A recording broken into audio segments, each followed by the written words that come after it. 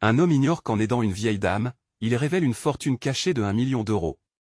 François, 35 ans, déambule dans les rues animées de Marseille, son cœur lourd mais déterminé. À chaque pas, il pense à son fils Théo, ce petit garçon de 10 ans qui est devenu son unique raison de vivre depuis la tragédie qui a emporté son épouse. La vie n'est pas tendre avec eux, jongler entre ses petits boulots laisse peu de place à la douceur. Pourtant, sa sincérité et son dévouement illuminent son quotidien. Ce jour-là, alors qu'il se dirige vers la supérette, il aperçoit Madame Dupont, une voisine âgée, luttant pour traverser la rue. Ses mains tremblent, son visage marqué par le temps révèle des histoires de vie. François ne réfléchit pas, il s'élance à ses côtés, lui offrant son bras avec tendresse. « Laissez-moi vous aider, madame. » lui dit-il, son sourire chaleureux réchauffant le froid de l'asphalte. Elle le regarde, les larmes aux yeux, touchée par ce geste simple mais puissant. « Merci, mon garçon, » murmure-t-elle avec émotion. Au fil des jours, leurs rencontres se multiplient, devenant une bulle d'évasion dans son quotidien difficile. Madame Dupont lui livre des récits vibrants de sa jeunesse, évoquant une carrière flamboyante dans le monde des affaires. Ces mots transportent François, lui montrant qu'il existe plus que cette vie de labeur et des efforts. Un après-midi, dans son appartement aux murs tapissés de photos d'un temps révolu, elle lui confie un secret. Un héritage oublié, une fortune qui pourrait changer leur existence. 1 million d'euros, dit-elle, mais ces richesses sont entachées d'injustice. François écoute, le cœur battant. Les histoires de trahison et de lutte résonnent en lui. Pourtant, pendant qu'elle parle, il ressent déjà l'amitié croissante qui les unit. Mais voilà, l'intérêt pour cet héritage s'insinue en lui.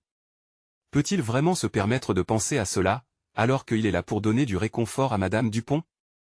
En lui, un dilemme germe, savourer cette complicité ou saisir la chance d'un avenir radieux pour Théo. La tension monte comme une vague, le rendant nerveux. Ah, si seulement la vie était plus simple. Avant de continuer, je dois vous avertir de quelque chose d'important qui se passe. YouTube a fait des changements dans le système et beaucoup de personnes perdent les notifications des chaînes qu'elles suivent. Si vous aimez le contenu, cliquez sur la clochette et marquez toutes les notifications pour ne pas rater les prochaines vidéos. Et si vous pouvez laisser un like, ça m'aide énormément. Avec la portée sérieusement, ça fait la différence. Ah, dites-moi dans les commentaires d'où vous regardez. J'ai toujours la curiosité de savoir qui est de l'autre côté de l'écran. Maintenant continuons, au fur et à mesure que les journées passent, François s'interroge de plus en plus. Cet héritage pourrait-il réellement les sortir de la précarité? Mais à quel prix? Les souvenirs partagés avec Madame Dupont commencent à avoir un poids énorme dans son cœur. Une chose est sûre, la véritable richesse réside dans les relations humaines. Comment prendre une décision sans briser ce lien qu'ils ont construit ensemble, alors qu'il se tient à ce carrefour, un mélange d'angoisse et d'espoir l'habite. François sait une chose, le passé de Madame Dupont est maintenant entre ses mains et les répercussions de ses choix résonneront bien au-delà de sa propre vie. Le destin les pousse à se rencontrer, mais que réserve l'avenir? Les questions tourbillonnent, laissant le lecteur sur le fil du rasoir. Les jours passent, s'étirent doucement, et chaque instant avec Madame Dupont devient précieux. François, maintenant aveuglé par ses propres pensées, savoure tout de même ces échanges. Les mots de la vieille dame le portent, mais l'ombre de la fortune qu'elle a esquissée reste collée à son esprit comme une poussière qu'on ne peut facilement balayer. Il se demande souvent si, derrière ce sourire, il y a également un besoin qui pourrait transformer leur amitié en quelque chose de bien plus complexe. Un matin, après une nuit troublée par les doutes, François se rend chez Madame Dupont. Elle l'attend sur son balcon, à peine vêtue d'un châle usé qui semble lui tenir chaud en dépit de la douceur de l'air. Elle salue François avec un sourire qui, pour lui, devient un rayonnement d'espoir, mais cette fois, il sent que quelque chose la trouble. Il le ressent dans ses yeux, ce précieux regard empreint d'histoire et de secret, qui révèle que les vérités doivent maintenant être confrontées. « François, il faut que je te parle », commence-t-elle, difficulté dans la voix. Depuis notre dernière discussion, je ressens que ce poids pèse sur nous. Je ne veux pas que tu te sentes obligé de non, madame, je l'interromps doucement, je ne me sens pas obligé. Mais déjà, il sent que les mots qui suivront pourraient bien changer le cours de leur relation et, par extension, de sa vie. Elle soupire, puis reprend. Je ne peux pas te demander de porter le fardeau de ma vie. L'héritage que je t'ai confié c'est lourd. François l'observe, son cœur battant au rythme d'une cloche qui sonne l'heure de la vérité. Elle continue, sa voix chargée d'émotions. Tu as été si gentil avec moi, si généreux, mais cet argent, cet héritage, il n'est pas simplement une solution. Il est terni par la douleur de ma famille, par des conflits passés. Je crains qu'il ne te porte malheur si tu ne fais pas attention. Je comprends, murmure-t-il, sentant le poids du défi qu'elle lui lance. Comment pourrait-il prendre une décision éclairée si cela signifiait potentiellement nuire à cette relation si précieuse? Soudain, un bruit de vaisselle brisée descend de l'appartement des en dessous, perturbant leur moment d'intense émotion. François, dans un réflexe, tourne la tête, songea un instant que peut-être le bruit était révélateur d'un déséquilibre plus large dans sa vie. La fragilité des choses autour de lui apparut comme un miroir, leur relation, leur présent et cet héritage, tous au bord d'un abîme. Que adviendrait-il de Théo si je prenais ce risque? Se demanda-t-il, la question résonnant dans son esprit comme un gong funèbre. Toutes les peurs liées à la fortune se mêlaient à ses pensées, le tirant dans une tempête d'incertitude. Il se ressaisit, exprimant avec toute la sincérité qu'il pouvait rassembler, « Je ne veux pas que ta richesse soit source de malheur, madame. Mais je ressens aussi que nous devons vraiment en parler et décider ensemble. » Les yeux de madame Dupont se mouillent. Elle hoche la tête, reconnaissant son hésitation, mais troublée. Les secrets deviennent parfois trop lourds à porter, et là, quelque chose se rompt dans l'air. Un frisson court entre eux. Leur amitié s'épaissit de confiance, des promesses et des incertitudes, tournant autour d'un fil fragile. Que se passerait-il si François s'engageait dans cette voie? L'héritage pourrait sembler être un chemin vers la lumière, mais chaque pas est incrusté de doutes et de blessures. Alors, avec le poids de l'héritage sur ses épaules, François prend une profonde respiration. Il sait qu'il est seulement au début d'un chemin pour lequel il n'est peut-être pas préparé. Pourront-ils naviguer ensemble dans ce labyrinthe de choix ardus? La vie réserve souvent des surprises inattendues. Et si pour l'instant, ce chemin les rapprochait, que se passerait-il lorsque l'heure de vérité frapperait à leur porte? François quitte enfin le balcon de madame Dupont, son esprit encore embrouillé par la conversation qui vient d'avoir lieu.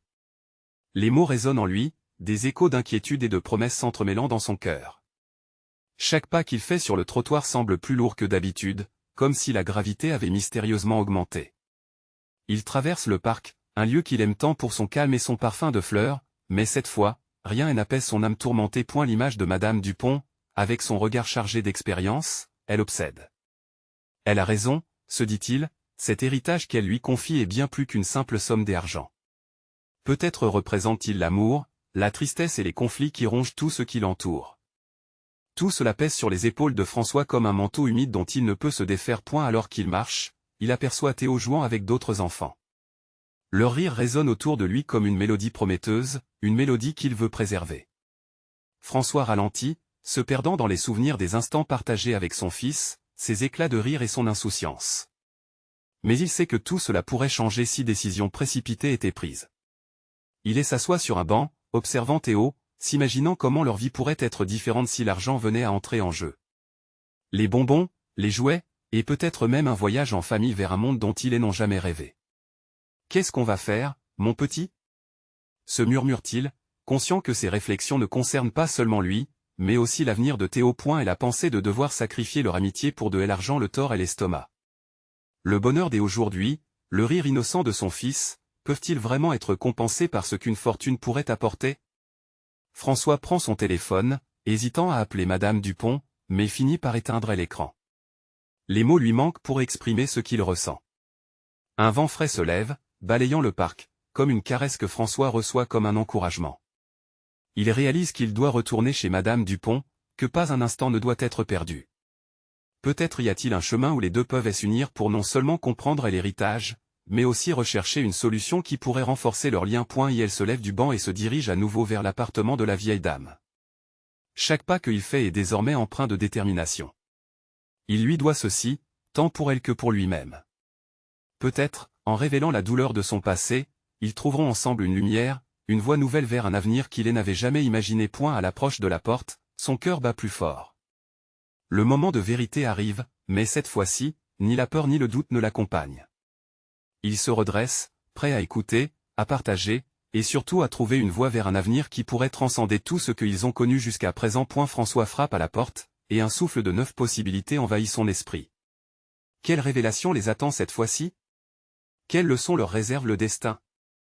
La porte s'ouvre lentement, et Monsieur Dupuis, le voisin de madame Dupont, apparaît avec un sourire qui cache une certaine surprise. Ses yeux scrutent François avec une mixture des interrogations et des amusements. « Ah, c'est vous, cher François.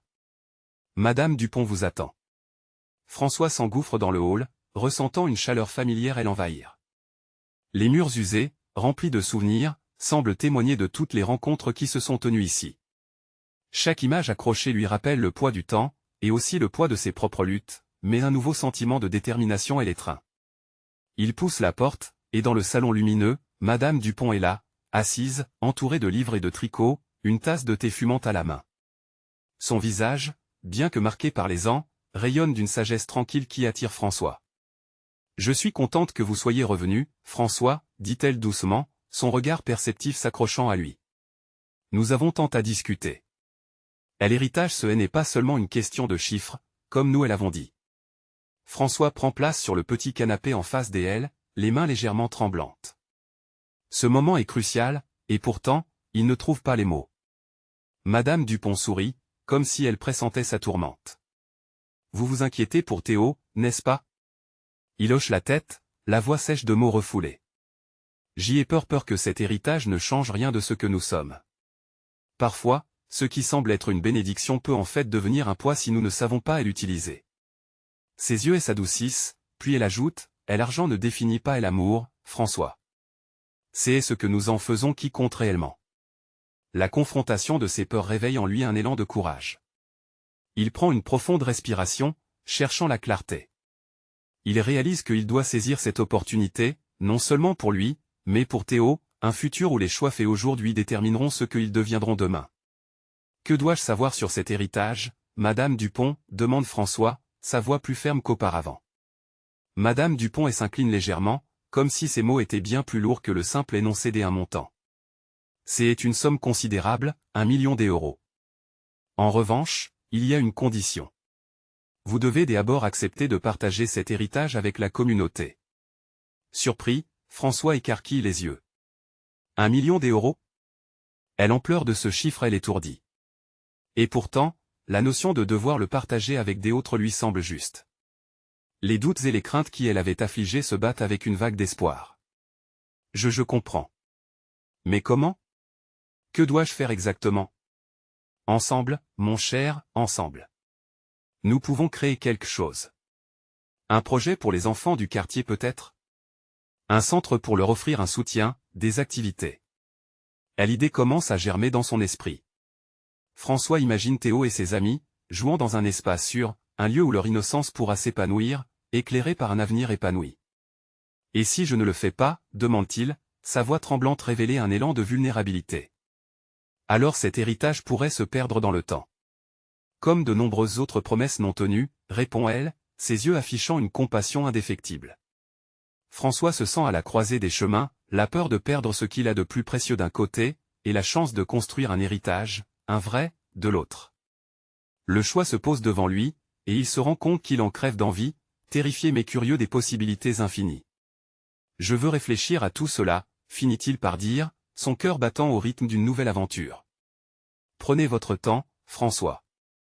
Mais sachez que la décision vous appartient. » Avoué à Théo. Sortant de l'appartement, François se perd une nouvelle fois dans le parc. Le monde lui semble plus lumineux, vibrant d'une énergie qu'il n'avait pas remarquée auparavant. Les rires des enfants dansent autour de lui, un doux prélude à ce qui pourrait être. « C'est à nous de choisir », murmure-t-il à lui-même. Et en lui, une certitude émerge, quel que soit le chemin qu'il prendra, il s'efforcera de rester fidèle à lui-même et à son fils. Mais alors qu'il marche, une pensée le frôle. Que se passerait-il si quelqu'un d'autre tentait d'entrer dans la danse de cet héritage ? Et qui fait véritablement partie de cette communauté qu'il doit maintenant envisager de servir ? De nouvelles questions émergent, tout aussi exigeantes le futur lui réserve encore des surprises. François continue de marcher, le vent doux du printemps caressant son visage, mais ses pensées sont embrouillées. Chaque pas le rapproche d'une décision qui pourrait transformer non seulement sa vie à lui, mais aussi celle de Théo et de leur quartier. Il se perd dans les souvenirs d'une enfance simple, d'amis qui jouaient au parc, des rires s'élevant comme des mélodies innocentes sous le ciel azur. Mais aujourd'hui, l'ambiance du parc semble différente. Les rires des enfants sont teintés d'une mélancolie sous-jacente, comme s'ils pressentaient l'importance de la vie à venir. François s'arrête sur un banc, observant l'animation autour de lui, des familles riant ensemble, des enfants courant et jouant. Une vague de nostalgie l'envahit, il se souvient des jours où tout semblait possible, où les rêves n'avaient pas de limite. « Qu'est-ce que je vais faire ?» murmure-t-il, la question résonnant dans son esprit. Il sait qu'accepter l'héritage n'est pas simplement une question d'argent.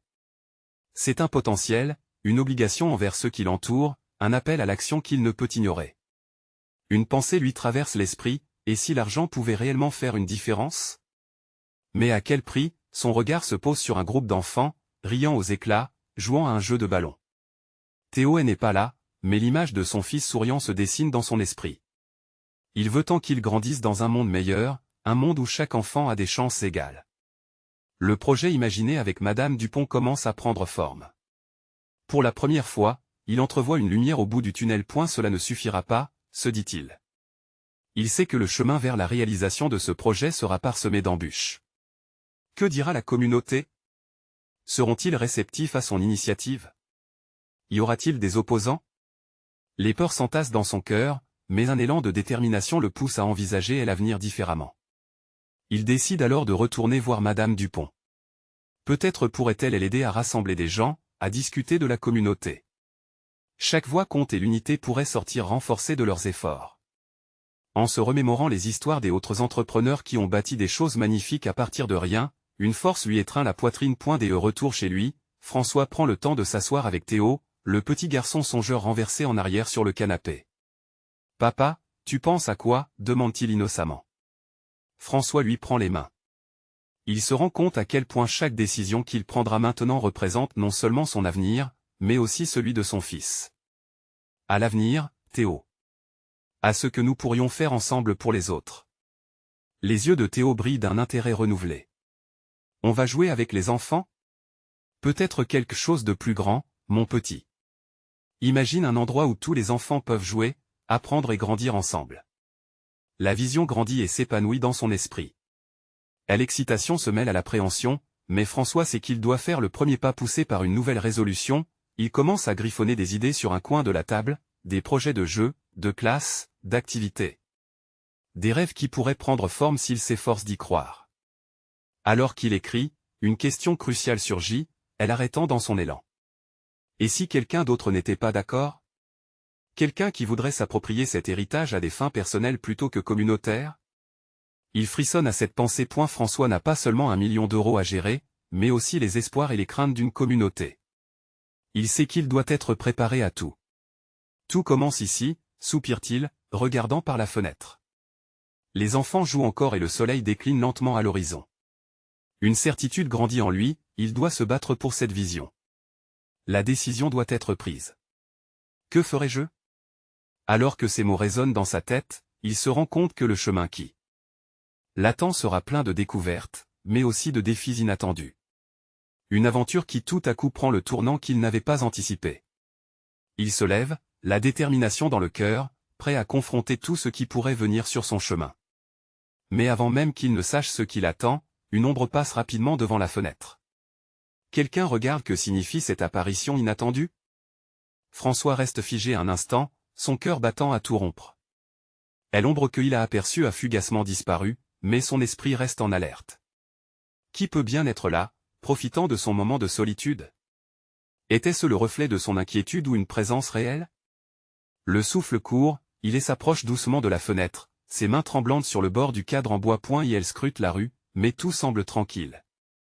Les enfants continuent de jouer au loin, leur rire flottant dans l'air comme des notes de musique. Pourtant, une boule dans son ventre lui dit que quelque chose n'est pas normal. Et si cela n'avait rien à voir avec lui? Et si, d'une manière ou d'une autre, cela avait un lien avec le projet qu'il concocte, cette idée de donner aux autres une chance, une place où s'épanouir? La nuit commence à tomber, et le quartier se couvre d'une douce pénombre. François se détourne de la fenêtre et retourne à la table, mais ses pensées vagabondent. Il réalise qu'en poursuivant son rêve, il pourrait non seulement transformer son destin et celui de Théo, mais aussi créer une nouvelle réalité pour des enfants comme lui, remplis d'espoir et de potentiel. Ce projet devient alors plus qu'un simple rêve, un but qui le pousse à se surpasser. Alors qu'il réfléchit, son téléphone vibre, interrompant sa concentration. Une notification de Madame Dupont s'affiche. « François, j'ai pensé à quelque chose. Peux-tu venir ce soir ?» L'invitation et l'attrape au vol. Une boule d'angoisse dans son ventre se change en impatience. Il sait que ce serait l'occasion de discuter de ses idées, de les confronter à une vision plus large, au rêve de quelqu'un d'autre. Il prend une grande inspiration, rassemble quelques papiers griffonnés et sort. L'obscurité a enveloppé le quartier, mais les lumières des lampadaires scintillent, créant une atmosphère à la fois familière et étrangement mystérieuse. Les rues sont presque désertes, et chaque pas résonne comme un appel à l'action. Quand il arrive chez Madame Dupont, elle l'accueille avec son sourire chaleureux. « François, je suis contente que tu sois venu si vite. J'ai quelque chose d'important à te montrer. » Elle l'entraîne à travers son appartement rempli de souvenirs, jusqu'à un vieux coffre en bois au fond d'un placard. Ses mains tremblent alors qu'elle en soulève le couvercle. À l'intérieur, des documents, des lettres jaunies, et une vieille boîte en métal. Tout cela fait partie de l'héritage de ma famille. J'ai toujours pensé que cela pourrait un jour servir à notre communauté, explique-t-elle avec un mélange d'excitation et de nostalgie. François scrute les papiers, une lueur de curiosité dans ses yeux. Puis, il tombe sur un document particulier. Le contrat mentionne un terrain, au cœur du quartier, un ancien site qui avait été oublié et négligé, un espace potentiel pour réaliser son rêve.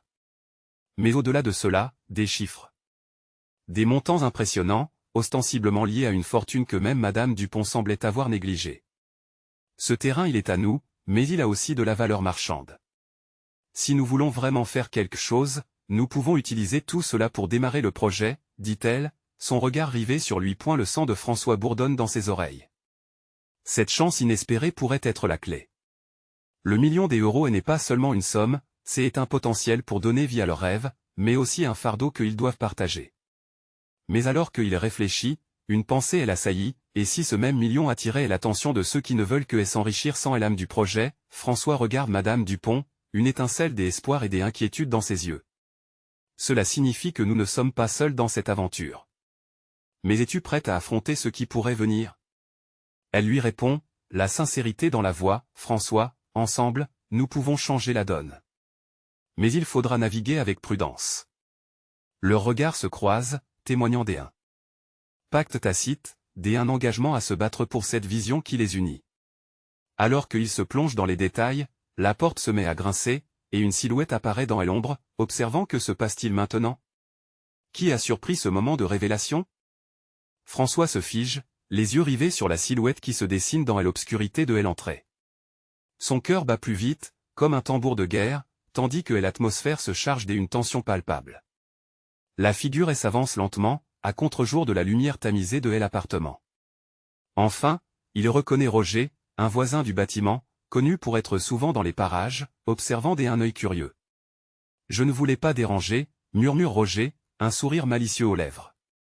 Mais je n'ai pas pu empêcher ma curiosité de m'emporter. Vous parliez d'argent et de projets. Un frisson parcourt le dos de François. Que sait-il, que veut-il vraiment? Madame Dupont, visiblement surprise et mal à l'aise, ajuste ses lunettes. C'est privé, Roger. Je serais reconnaissante si tu pouvais partir. Il la fixe avec une lueur d'intérêt, comme s'il pesait le pour et le contre de son départ. Les mots font écho en François. Privé. Une dimension qu'il espérait préserver. Après tout, la découverte de ce contrat pourrait changer leur vie. Et l'espace s'épaissit d'une tension désagréable. François sait que Roger ne peut pas être un simple observateur dans cette histoire. Pourquoi es-tu là, vraiment? Ose-t-il demander, sa voix à peine plus qu'un murmure. Et la réaction de Roger est instantanée. J'entends beaucoup de choses dans ce quartier, François. Des chuchotements, des idées qui pourraient créer quelque chose de grand. Un projet pour les enfants, n'est-ce pas? Il avance d'un pas vers eux, un sourire venimeux aux lèvres. Peut-être que cet héritage a besoin d'un bon gestionnaire, quelqu'un qui sait comment en tirer profit. Madame Dupont se redresse, une flamme d'indignation dans ses yeux. Ce n'est pas une affaire à exploiter, Roger. C'est pour notre communauté. Pourtant, la voix de François n'est pas aussi forte qu'il aimerait qu'elle le soit. Un malaise grandissant l'envahit, il sentit la pression sur ses épaules, en jeu. François échange un regard avec Madame Dupont, partagé entre la colère et l'angoisse. Pourquoi, au juste, se laisse-t-il intimider par cet homme qui espionne dans l'ombre? Il ne peut pas laisser cela s'arrêter là. Nous avons l'intention de faire quelque chose de beau, de juste. Ce n'est pas une opportunité pour se remplir les poches, mais faire une différence. Roger éclate de rire, un son froid et sec. Je vous admire, vraiment. Mais le monde n'est pas aussi simple, mon ami. Et l'argent attire les gens et les convoitises. Et n'y a-t-il pas toujours un prix à payer? François sent son attitude devenir plus déterminée. Chaque mot prononcé par Roger ne fait que accroître son engagement envers ce projet. Il se tourne vers Madame Dupont, et il voit la résolution se refléter dans ses yeux. Nous devons défendre notre vision. Nous ne laisserons pas ce projet tomber entre de mauvaises mains. Mais alors qu'il se prépare à fermer la porte à cette menace, François ressent une vague d'inquiétude. Qui d'autre à l'extérieur pourrait être au courant de leur propre lutte pour créer quelque chose d'extraordinaire? Et si Roger n'était que la première d'une longue liste d'obstacles, une alerte sur ce qui pourrait arriver, leurs yeux se croisent à nouveau, une brève compréhension révélatrice entre eux. Alors que Roger se détourne avec un dernier regard, un frisson d'anticipation parcourt l'échine de François. Tout cela ne fait que commencer. Nous devons agir rapidement, murmure-t-il à Madame Dupont, sa voix à peine audible mais pleine de détermination. Le temps n'est pas de notre côté. Elle hoche la tête, le regard fixé sur la porte qu'il vient de fermer. Et s'il y avait des alliés, des personnes prêtes à rejoindre notre cause? Les possibilités s'ouvrent devant eux comme un chemin incertain mais plein d'espoir. Que va-t-il se passer maintenant? François sait qu'ils doivent se battre pour leurs rêves, mais les ombres commencent à s'accumuler autour d'eux. Qui d'autres pourraient se dresser sur leur chemin? François scrute le visage de Madame Dupont, cherchant des réponses. L'effroi partagé qu'ils ressentent ne fait qu'intensifier leur besoin d'agir. Nous devons nous rencontrer avec les autres demain au café, propose-t-il. Peut-être qu'ils ont entendu des choses, ou qu'ils connaissent des gens. Bonne idée, répond-elle, retrouvant un semblant de calme dans cette tempête. Elle se lève, déterminée. Je vais préparer des brochures pour expliquer notre projet. Cela pourrait attirer des personnes prêtes à nous aider. François hoche la tête, admirant son enthousiasme, mais il sent toujours la tension palpiter dans l'air. Il se demande combien de temps ils peuvent rester dans l'innocence. Cette nuit-là, alors qu'il s'endort, il rêve de l'appartement de la rue Main, transformé en un centre communautaire, accueillant des enfants, des familles, des sourires. Mais les visages se brouillaient, au loin, il aperçoit une ombre.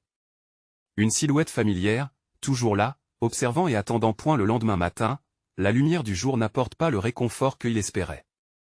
En se préparant, François consulte son portable, les yeux rivés sur l'écran, mais rien. Aucun message, aucune nouvelle. Le monde extérieur lui semble à la fois éloigné et menaçant. À la boulangerie, il essaie de discuter avec des autres voisins, mais l'inquiétude de Roger pèse sur chacun de leurs échanges. Les murmures s'élèvent, les visages se tournent, l'air est lourd de suspicion. À U Café, autour d'une grande table, des membres de la communauté s'installent, d'autres visages familiers qui se doutent que quelque chose se trame. Madame Dupont commence à présenter la vision, ses mots sont pleins de passion. Elle explique l'importance de ce qui pourrait être un lieu d'échange pour les enfants du quartier, leur échappatoire à la dure réalité. Petit à petit, les gens se laissent emporter par l'idée, et l'enthousiasme grandissant, une vague d'énergie parcourt la pièce. Je connais quelqu'un qui serait intéressé par un projet comme ça, déclare un des voisins, ému, alors qu'il prend la parole. Les autres se redressent, intéressés par cette nouvelle possibilité. Cet élan est vite interrompu par l'arrivée d'un inconnu, une silhouette qui attire tous les regards. Il est grand, la carrure imposante, et son air sérieux impose le respect. François retient son souffle, ses pensées se figent. La tension augmente. Je suis ici pour vous parler de votre projet, s'écrie-t-il, sa voix résonnant dans le petit café. Les visages se tournent, tantôt inquiets, tantôt curieux. François croise le regard de Madame Dupont, habité par une incertitude. Qui est cet homme? Que veut-il? Je sais que certains d'entre vous ont des doutes sur votre chemin, mais laissez-moi vous dire ceci, le projet que vous avez en tête peut attirer des personnes intéressées par les bénéfices. Mais il peut facilement s'éclipser si vous ne choisissez pas vos alliés avec soin.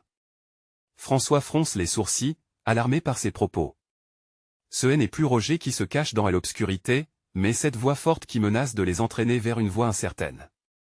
Les murmures parcourent la table, des questions fusent, chacun débat de ce que cet homme pourrait vouloir dire. Si vous me le permettez, je peux vous offrir mes conseils pour vous aider à naviguer dans ces eaux troubles, ajoute-t-il, un sourire qui semble prometteur, mais dont l'ombre des ambiguïtés flotte. Une vague d'angoisse s'empare de François. Pourrait-il vraiment faire confiance à cet homme? La dernière chose qu'ils ont besoin est d'une autre personne cherchant à exploiter leur rêve. Il se lève, le cœur battant. Merci, mais nous aimerions tout d'abord prendre nos décisions ensemble, déclare-t-il. Ce rejet, là, sur le devant de la scène. Mais François sait que la lutte pour le rêve ne fait que commencer. Si cet inconnu était exactement ce qu'ils redoutaient ou, au contraire, ce dont ils avaient besoin pour accéder au succès? François sent une tempête annoncée. Les vérités se cachent derrière des masques, et il est temps de découvrir qui sont vraiment ceux qui veulent les aider, ou leur nuire. Quelles décisions ils prendront pour naviguer entre opportunités et dangers?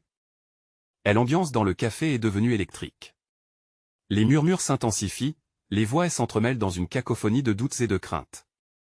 François sent la chaleur de l'angoisse monter en lui, tandis que tous les regards se tournent vers l'inconnu.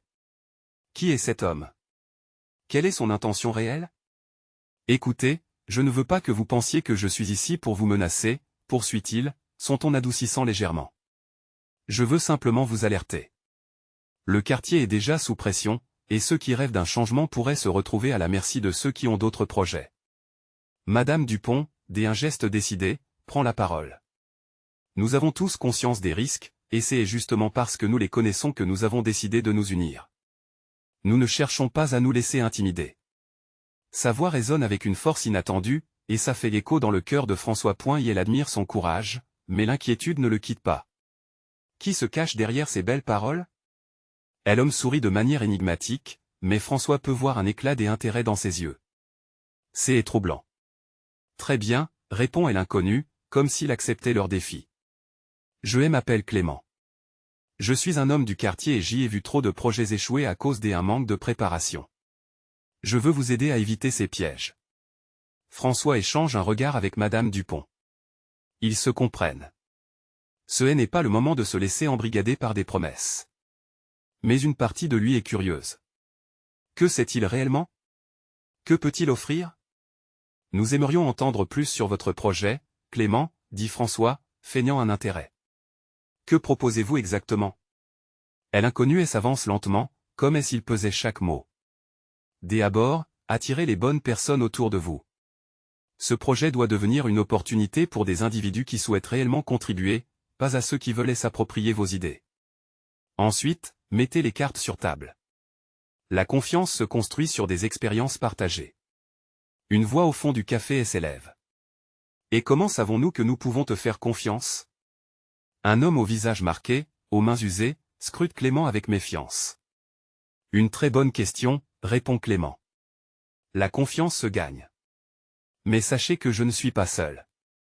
Je pourrais vous mettre en relation avec des personnes de notre quartier qui ont déjà eu des expériences similaires.